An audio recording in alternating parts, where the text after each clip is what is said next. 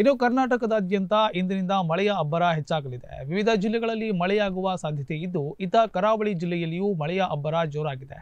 ಹೊನ್ನಾವರ ತಾಲೂಕಿನಲ್ಲಿ ಗುಡುಗು ಸಹಿತ ಭಾರೀ ಮಳೆ ಆರಂಭವಾಗಿದೆ. ಕಳೆದ ಒಂದು ವಾರದಿಂದ ಒಣಹವೆ ಬಿಸಿಲಿನಿಂದ ಬಸವಳಿದಿದ್ದ ಜನರಿಗೆ ಮಳೆರಾಯ ತಂಪೆರೆದಿದ್ದಾನೆ. ಈ ಬಾರಿ ಬಹಳ ಬೇಗನೆ ಮುಂಗಾರು ಮಾರುತಗಳು ಎಂಟ್ರಿ ಕೊಟ್ಟಿದ್ದು, ಪ್ರತಿ ವರ್ಷ ಸಾಮಾನ್ಯವಾಗಿ ಜೂನ್ 1ಕ್ಕೆ ಕೇರಳಕ್ಕೆ ಮಾನ್ಸೂನ್ ಎಂಟ್ರಿಯಾಗುತ್ತದೆ. ಆದರೆ ಈ ಬಾರಿ ಕಳೆದ 16 ವರ್ಷಗಳಲ್ಲೇ ಮುಂಚಿತವಾಗಿ ಕೇರಳಕ್ಕೆ ಮಾನ್ಸೂನ್ ಪ್ರವೇಶಿಸಿತ್ತು. ವಾಡಿಕೆಗಿಂತ ಮೊದಲೇ ಮಳೆ ಆರಂಭವಾಗಿ ಸಾಕಷ್ಟು ಅವಾಂತರಗಳನ್ನು ಸೃಷ್ಟಿ ಮಾಡಿತ್ತು.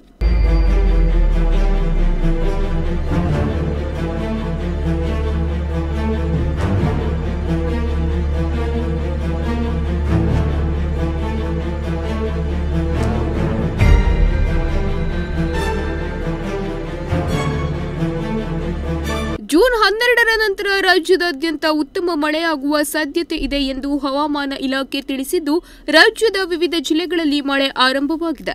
ಇತ್ತ ಕರಾವಳಿ ಜಿಲ್ಲೆಯಲ್ಲಿ ಮಳೆಯ ಅಬ್ಬರ ಜೋರಾಗಿದ್ದು, ಹೊನ್ನಾವರ ತಾಲೂಕಿನಲ್ಲಿ ಕಳೆದ ಒಂದು ವಾರದಿಂದ ಬಿಸಿಲು ಹಾಗೂ ಒಣಹವೆ ವಾತಾವರಣದಿಂದ ಕಂಗೆಟ್ಟಿದ್ದ ಜನರಿಗೆ ಮುಂಗಾರು ತಂಪೆರೆದಿದೆ.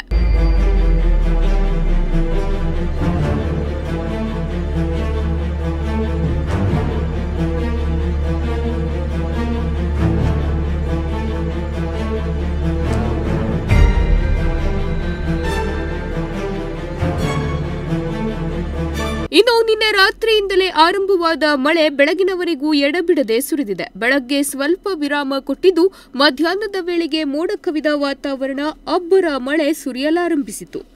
ಇಂದಿನಿಂದ ಮುಂಗಾರು ಚುರುಕುಗೊಳ್ಳಲಿದ್ದು, ತಾಲೂಕಿನಲ್ಲಿ ಗುಡುಗು ಸಹಿತ ವರುಣನ ಅಬ್ಬರ ಜೋರಾಗಿದೆ.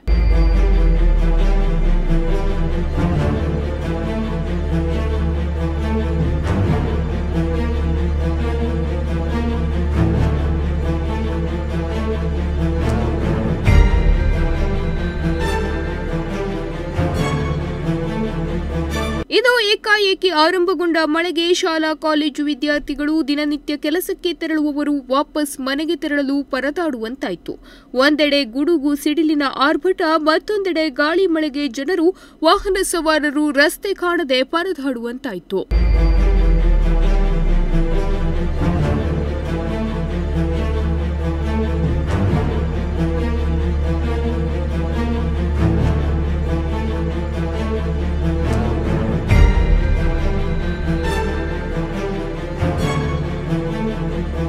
ಒಟ್ಟಿನಲ್ಲಿ ಇಂದಿನಿಂದ ಕರ್ನಾಟಕದಲ್ಲಿ ಮುಂಗಾರು ಬಿರುಸುಗೊಂಡಿದ್ದು, ಮುಂದಿನ 48 ಗಂಟೆಗಳಲ್ಲಿ ಭಾರೀ ಮಳೆಯಾಗುವ ಸಾಧ್ಯತೆ ಇದ್ದು, ಹವಾಮಾನ ಇಲಾಖೆ 9 ಜಿಲ್ಲೆಗಳಿಗೆ ರೆಡ್ ಅಲರ್ಟ್ ಘೋಷಿಸಿದೆ.